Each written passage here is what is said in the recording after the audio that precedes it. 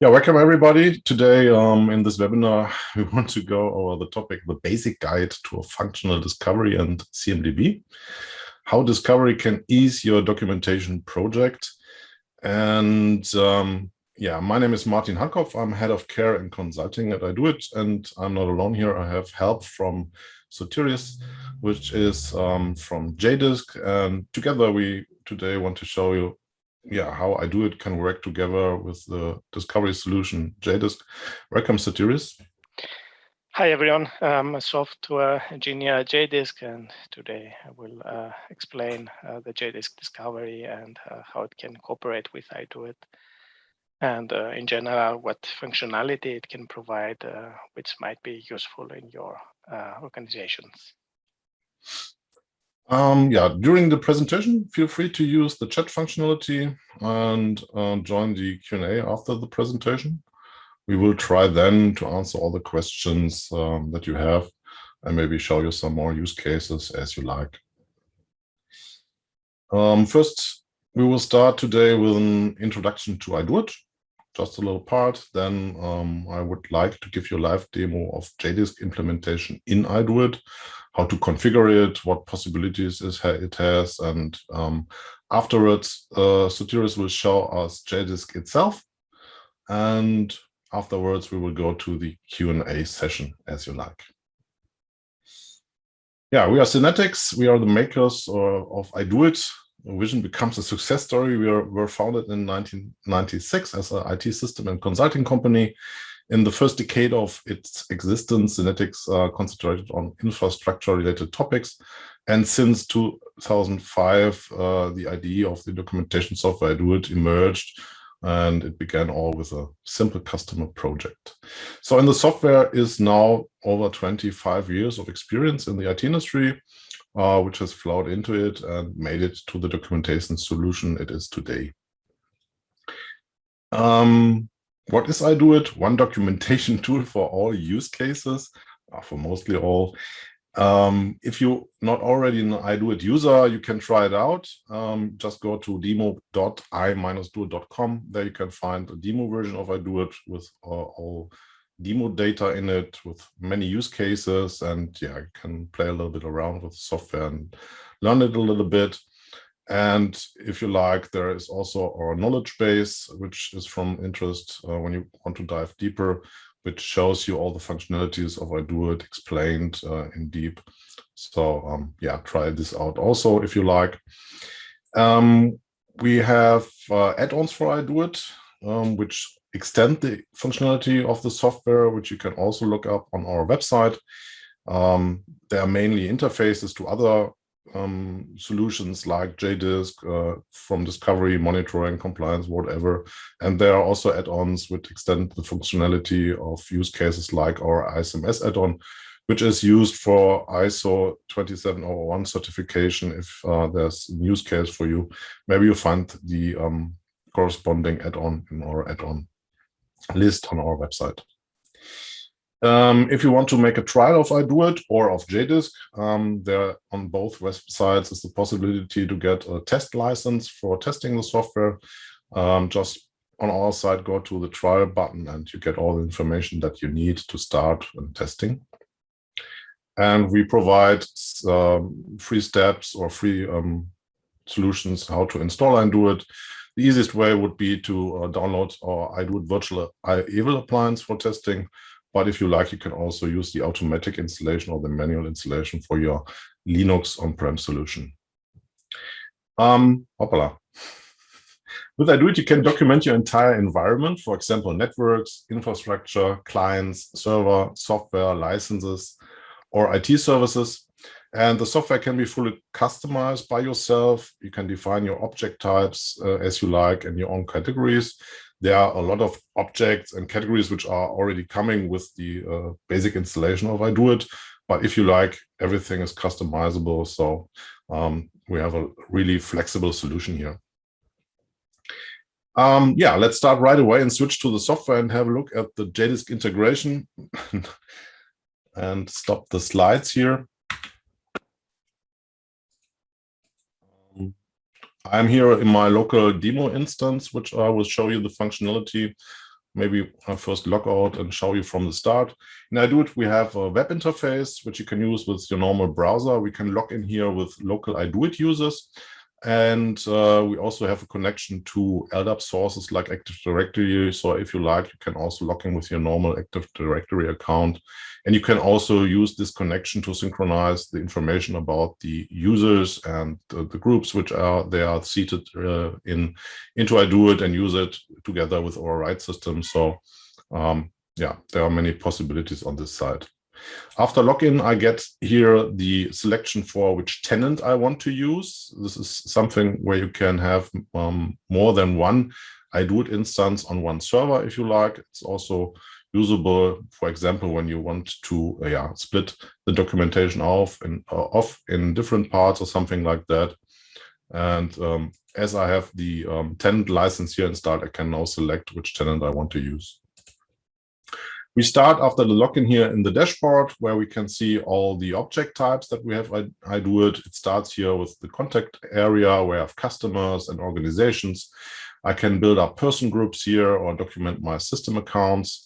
We have information where we have the contract management. We can document our emergency plans here. We can upload files that we want to use in documentation. We have our management for licenses here. We can build up object groups, or we have our service catalog we can build up here. In software, we start with application and operating systems, but you can also be more specific with cluster services or with databases you want to document or system services. Under hardware, I found everything from client to server, switches, everything which is a normal IT component that we have in our IT environment. So we can document those devices here also. Under network, we find the layer 2 nets where we can manage our VLANs, or we have layer 3 where we can manage our IP address lists or networks that we are having. But we can also document here net zones, supernets, or WAN connections that we have.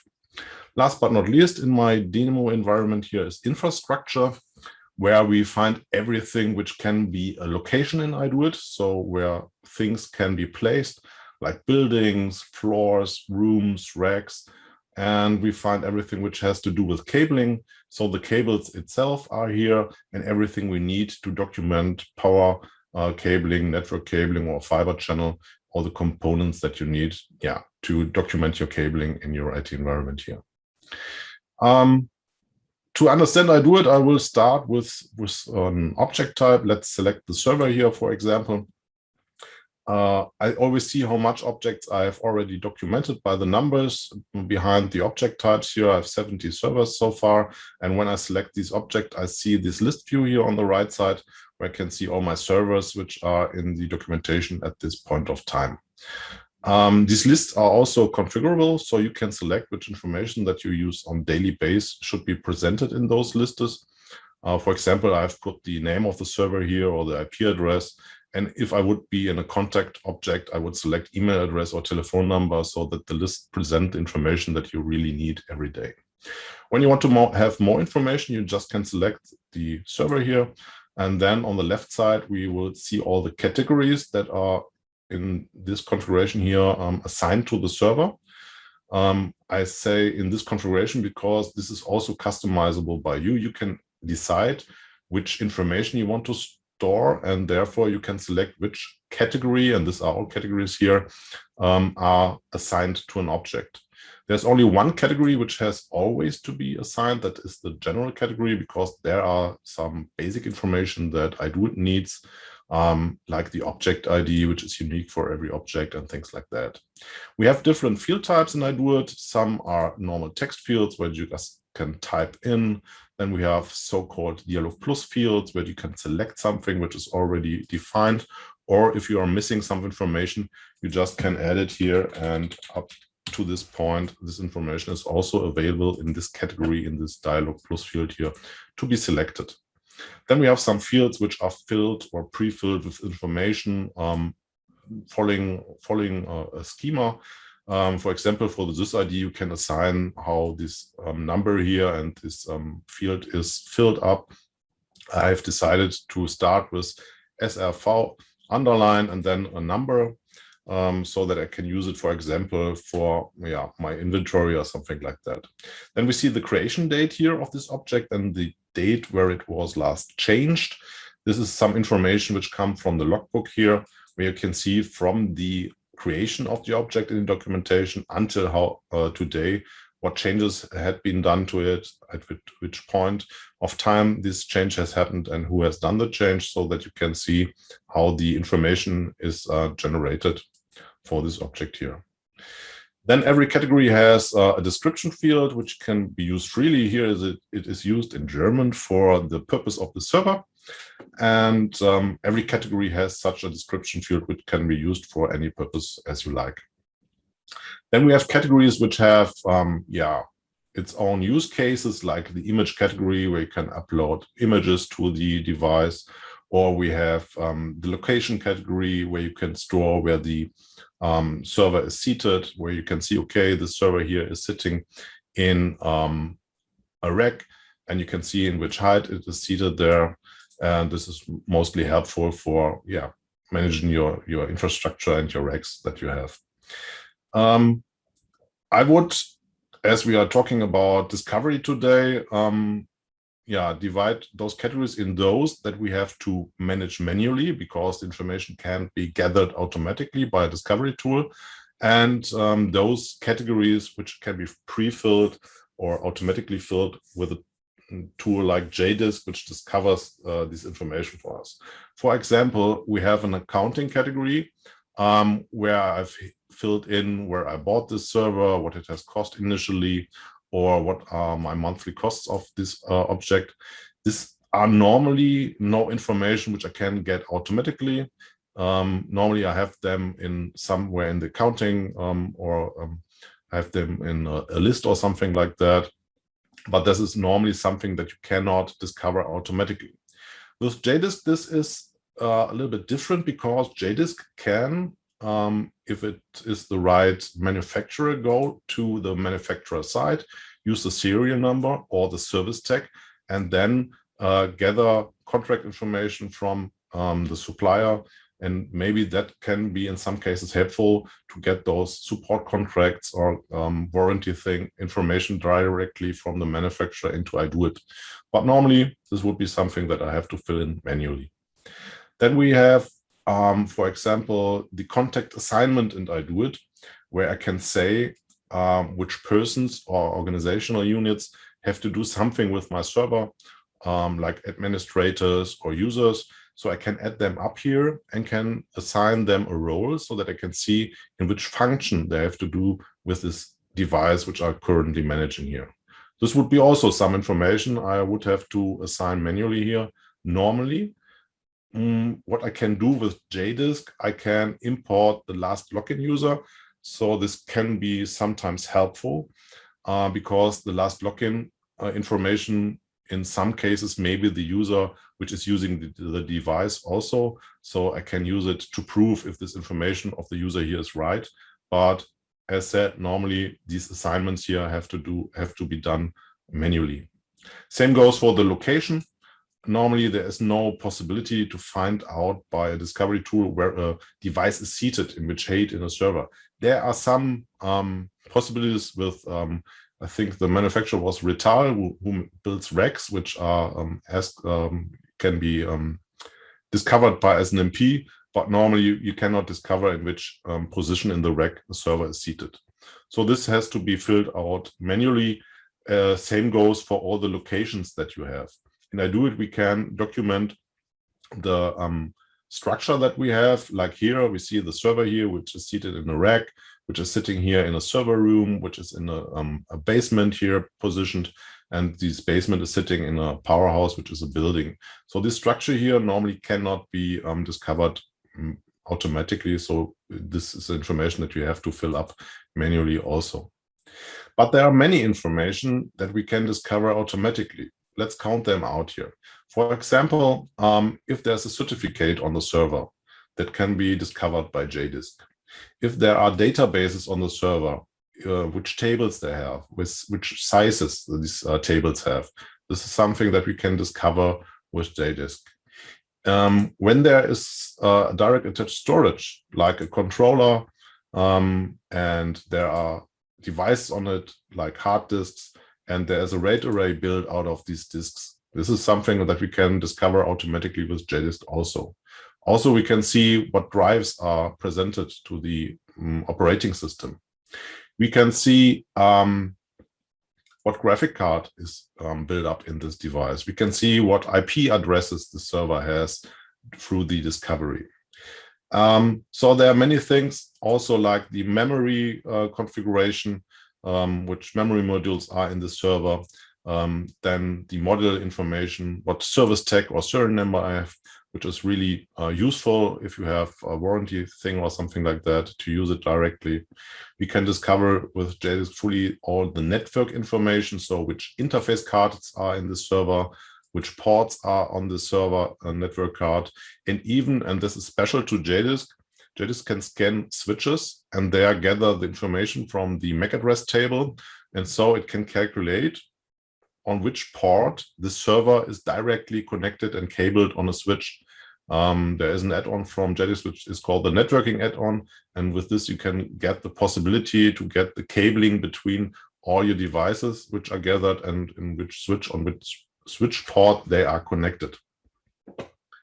What operating system and what software is installed on the server can also be imported from JDisc.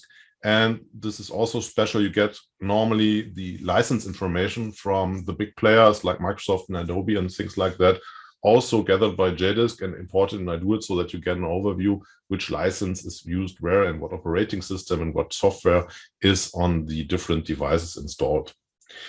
You also get information about the remote management controllers, which are an extra object in i-doit, so that you can see what or which server has such a device and how these are cabled and connected, which is also really useful. If you want to manage a server, you can directly go here and click on it and you are on the server even when it is turned out. Same goes for the software assignment, like operating system. All software can be imported, can also be filtered. We have white or blacklisting there, so that only the software that we really want to document in i-doit is imported.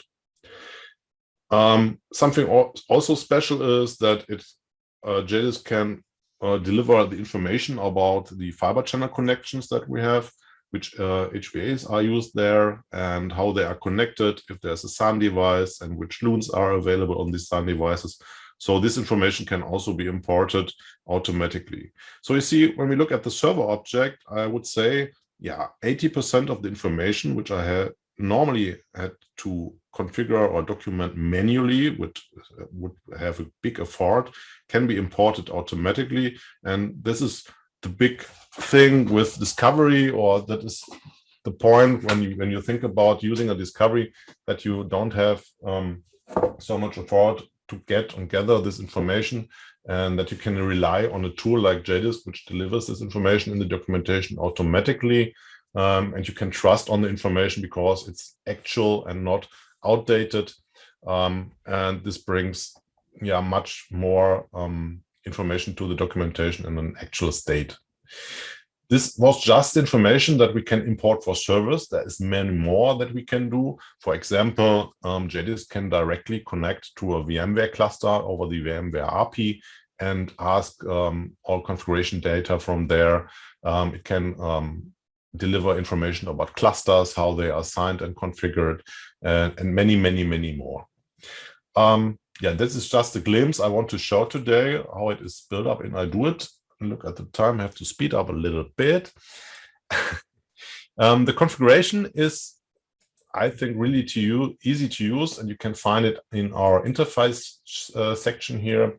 We have a special point here for JDisc where you can configure your JDisc server and can test if the connection is okay so far.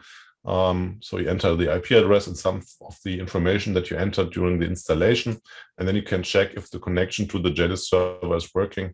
So this is a good thing. When you have set it up, you can test it. And then we have the profiles here where we can define how the information from JDisc is imported in i-doit. First thing is to map. So on the left side, we have the JDisc object type, and on the right side, we have the i-doit object type. And here we can decide what happens when JDisc, for example, finds an access point that in i-doit and wireless access point should be imported during import job. We can also filter here. For example, when JDisc finds a computer which has Windows 10 as an operating system, we can decide that this object will get a client in i-doit.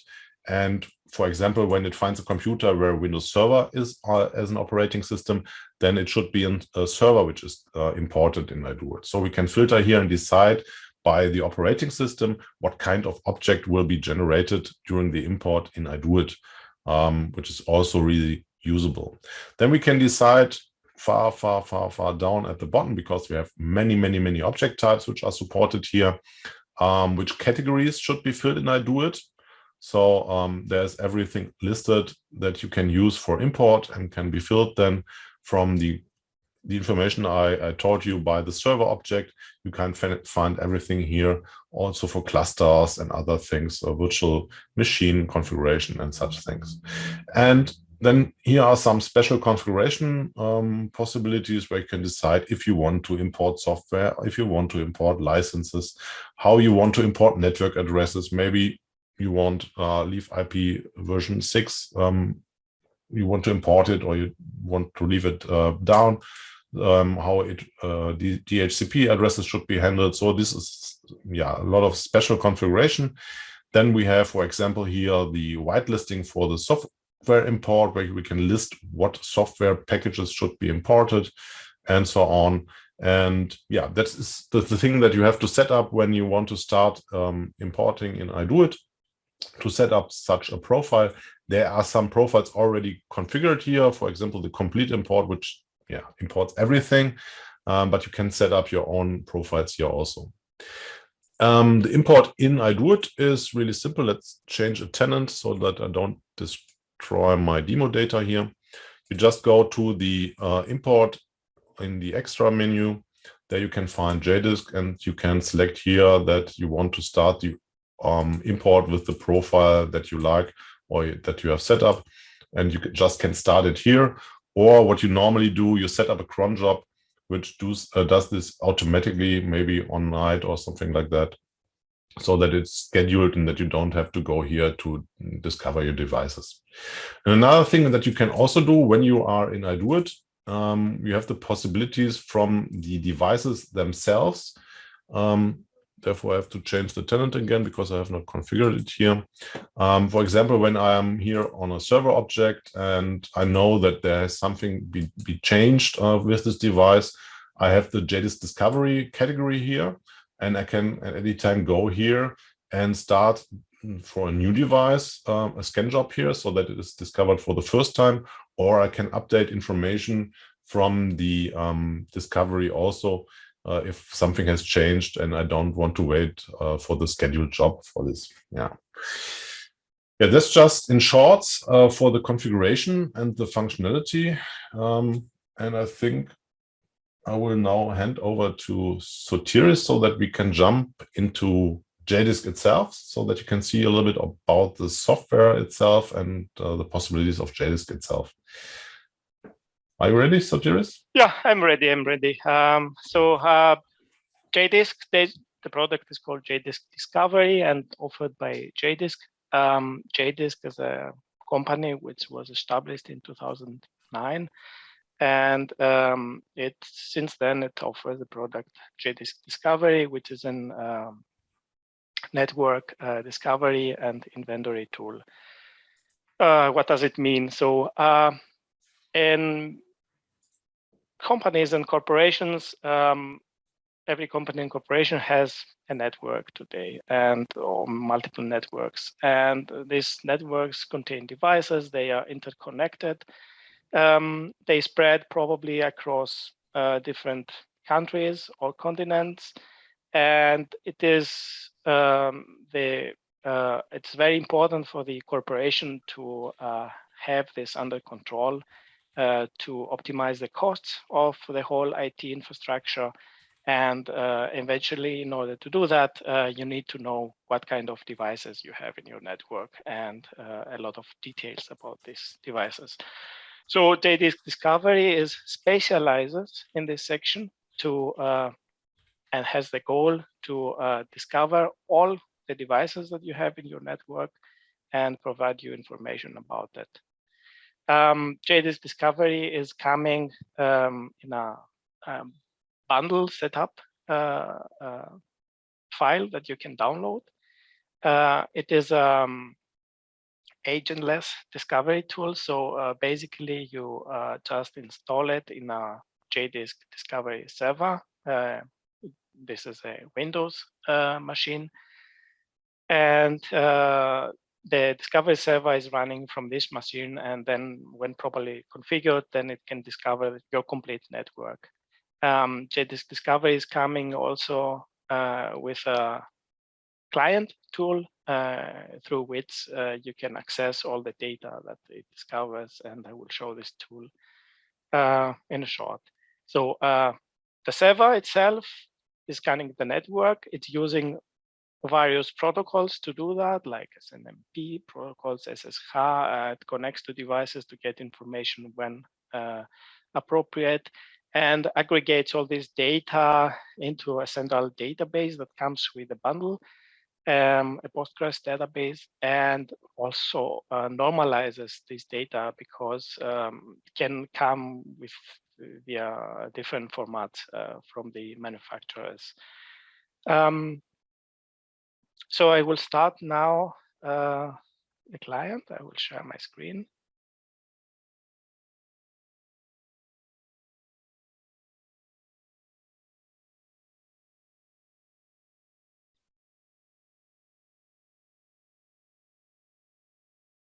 So this is a demo machine that I have installed JDisc Discovery, and now I will start the JDisc Discovery client. This is for now an relatively classic SAP client, and we are now in the process of modernizing this to a web UI, which is still in alpha state, but you can try it and see what benefits it offers in comparison to. So I think you can see my client here. So this is the way that you access the data. You can see the menu has some configuration capabilities, which we will not go through today because it's time consuming. But once you have installed that, and if you have the demand, then we can help you configure it properly, especially if your network is complex. A central point of all the data that you can see and gathered by JDisc Discovery is this all devices report. And here you can see all the devices that are discovered in your network. In this case, this is our test network. So you can see, first of all, different device types, access points, monitors, computers, laptops, switches, routers, printers, anything that you can imagine that it can be connected to a network. And you can very easily search for something. So if you're interested, for example, in machine, which is called Tom's laptop here, you can double click on it, and then you can see information about it. So this is exactly the data that i-doit is using to present it in the UI of i-doit, but you can also access it in this way if you are interested in more details, so to say. So you can see general information about this computer. This is a laptop. Serial numbers, creation date. This is very useful, for example, when this is probably when the machine was more or less bought and the Windows is installed. You can see information about networking, what interface it has, VLANs connected. You can see information about the hardware itself, CPUs, memory installed, disks installed, actually more or less everything that is about hardware. You can see software which is installed, the operating systems, the applications. For example, you can see the Java installations that this machine might have. You can easily identify potential license risks, for example, via this report. You can control if the machine has pending updates to be installed, what kind of Windows features are installed, the certificate information that we have seen before, a lot of information. And this information is in a lot of detail and available to you. You can also, for example, see another kind of device. For example, we can see a printer here. You can see, for example, the toner level, for example, and much information about it. What is also special in this product is that, for example, when you have a switch, and let's open this one, and you want to know what happens if this switch shuts down, then we have the so-called topology map, which starts from the switch and creates a topology of all the devices that are connected to it. So that means if the switch is shut down, then all these devices that are connected to it have a problem. You can also increase the hop count, and in a way like that, you can create a topology map for your network. You can increase it to 3 hops. At some point, it gets complicated because you have so many devices in here. But I think you get the idea about it. All this information comes in a so-called built-in report that we have seen here. All devices, all IP devices, all host names that you might have. We have reports about pending updates, not for a specific machine, for all machines. So you can see that this update is pending in 3 devices. You can also drill down by double clicking on it and see which exactly these 3 devices are pending this update. You can see cloud users. We have also Cloud Explorer that you can explore, cloud networks. We have reports about networking of your company. And of course, all these reports are providing you a good example or a good source of data that you might find useful, but sometimes you might want to create your own custom reports. So we're offering custom reports functionality. For example, if you would like to see all the Windows machines that you have in your network. So you can select to create a custom report, SQL-based for more advanced users, or wizard-based. And when you do the wizard, then you can give a name, a meaningful description here if you would like. And then, for example, via this wizard, you can select the operating system family, which is Windows. And of course, if we run this, we will get all Windows machines, including the virtual machines like the VMs. But if we would like, for example, to limit that, then we can also decide another attribute and a filter for it. For example, say we want all Windows machines of type computer, desktop, and laptops. And in this way, you can create the report, and you can, for example, execute it, and you can see, aha, in my network, I have 2. In this example, test network, I have 2 machines, my computer and laptop. Both they have Windows, and if you would like to know also the Windows version, for example, you can very easily edit the report. You can add, for example, a operating system version, and then run it again. And you have here that they have Windows 10 and Windows 10 Pro. This is more or less what you can do with the reports and all the data that are gathered by the JDisc Discovery tool. Of course, all this information, we make them available via a GraphQL API. So this is the API that any other tool that you might have and interested in this information, you can get access to. Yeah, that's basically it. Question now is, how do you start with it? It's very simple. You can go to our website or to the website that will be shared after this webinar to download the bundle. You download the setup binary, you install it in a Windows machine that you have set up. You probably download directly the professional edition, which comes with a license fully functional for 25 devices. But if you would like, you can contact us and we can give you a test license for as many devices as your network has.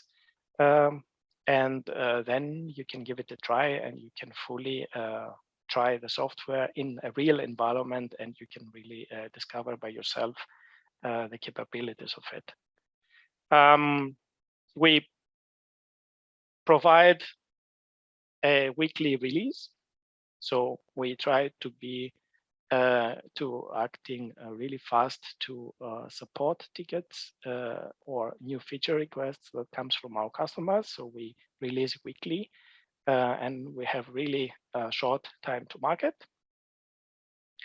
And we also are available in a lot of feedback and support channels via a traditional email or a ticketing system, or you can access information about this product in our online FAQ section, or you can give us feedback via Slack channel. It's up to you which channel you will decide to give us feedback.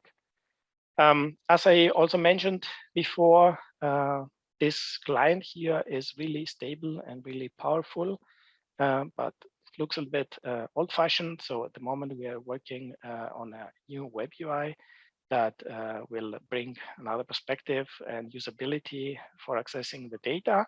You can also comes with a bundle already now, and you can install it and you can navigate at it. It looks like that. You have here the scanner section. You can see information about the scanning process. You can access the reports that I showed you before in a nice web UI. Exactly the same reports like before. You can see the information, and yeah, we are working on that. So I would just close this presentation by just saying, just download and try it. We're always there for you to provide you support on installing and configuring it.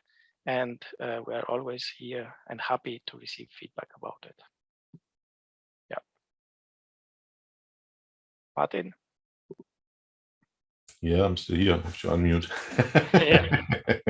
Yeah, thank you very much for the presentation. And thanks. Now time to go to the Q&A session, right? Yeah, so it was a very, very quick introduction. So if you have any kind of questions, just do not hesitate to ask now. The first one would be, is there a fast or silent setup for JDisc, because releases are coming every few weeks? Can you automate the execution of the MSI package, or you know something? I mean, JDisc Discovery intentionally is made in a secure way, and it will never communicate to the internet without your authorization. So in that sense, it cannot check if there is a release available and to download it. But also, it's up to you. You know, together with a release comes with the release notes, and then you can see if the release notes contain any useful features for you, any bug fixes that are useful for you, and then you can decide if you want to install this release or not. So in summary, it doesn't mean because we release every week that you have to install it really every week. You can decide to install it in your own pace.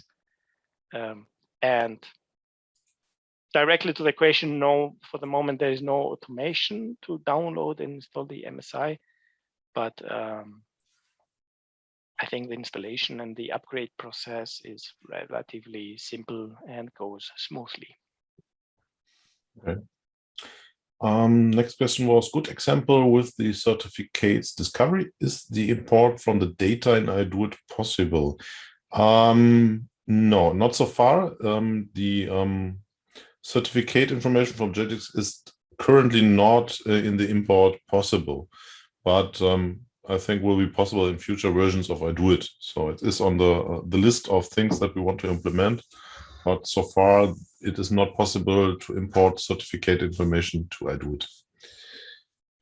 Sorry for that. Next question was, is there a way that timed out devices in JDisc will be deleted or tagged in i-doit automatically? We run JDisc and i-doit for nearly 2 years and need to check the differences between the two systems. Yeah, let's share my screen again so that I can show it. First of all, you have in JDisc, you have the possibility to decide what happens when a device is not seen on the network anymore for some time, so that you can say from JDisc that maybe after 90 or 120 days that it will be archived, and there's some functionality for handling this in JDisc. In i-doit, when a device disappears on the JDisc server, in the first moment, nothing will happen in i-doit. But if you want to track this down for devices which are not anymore available in JDisc, we have the category data source, and I would implement then a report which goes to this data source category of all objects which are imported to JDisc, and there you can go to the last scan or initial import here section, if you like, or the last updated, which is here not populated at this time, and you can make a report on one of these fields to discover devices in i-doit which had been updated or had been not updated for a long time, to then decide what process you want to take happen on this case. Because normally we don't want that information from the documentation disappears automatically. We always want to handle it. We want to have a process on this, because when there is a server and it is not there anymore, normally you have to do some things like, the cabling has to be reassembled, the configuration, IP addresses have to be set free and something like that. So normally the documentation information does not disappear automatically, but as you do, for example, in your Active Directory, you make a report for users that have not logged in for a long time or something like that, you can do the same handling in i-doit and put a process on this to discover information which is outdated for devices which are not available anymore. I hope this answers your question. So let's see if there is another one.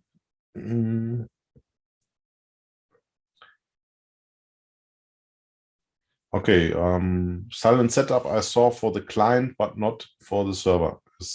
Yeah, that's right. You can, at this point of time, you can make a silent setup for the client there. I think there's a documentation on the JDisc website and support site. Yeah. So any more questions? We are here and like to answer them.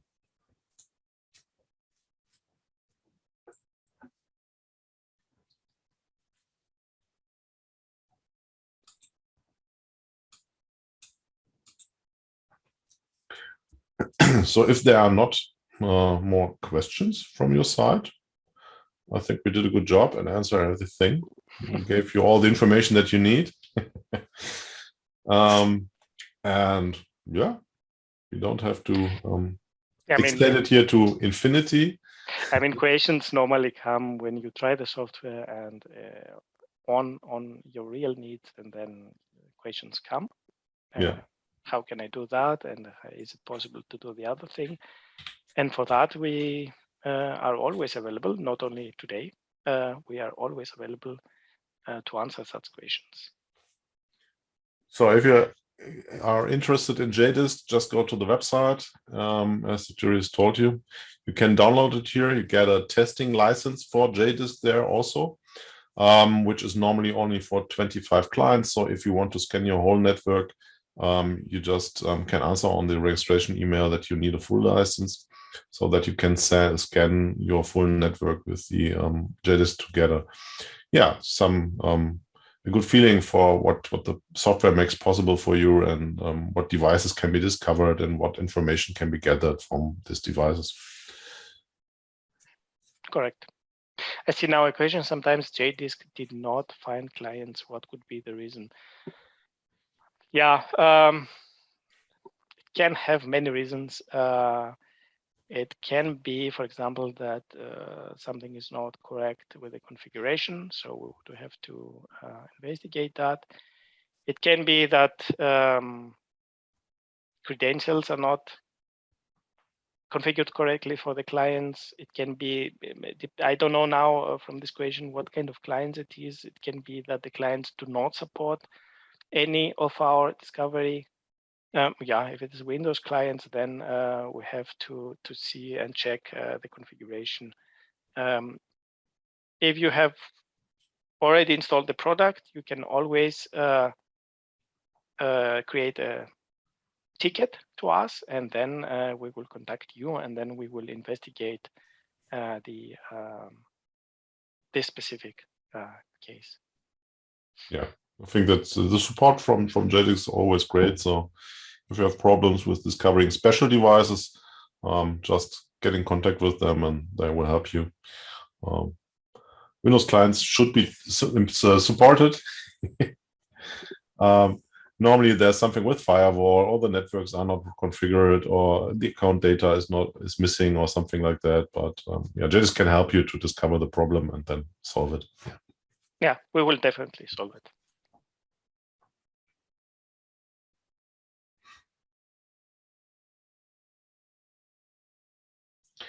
Okay. When there are not more questions anymore, I would like to thank JDisc for its time and for its presentation.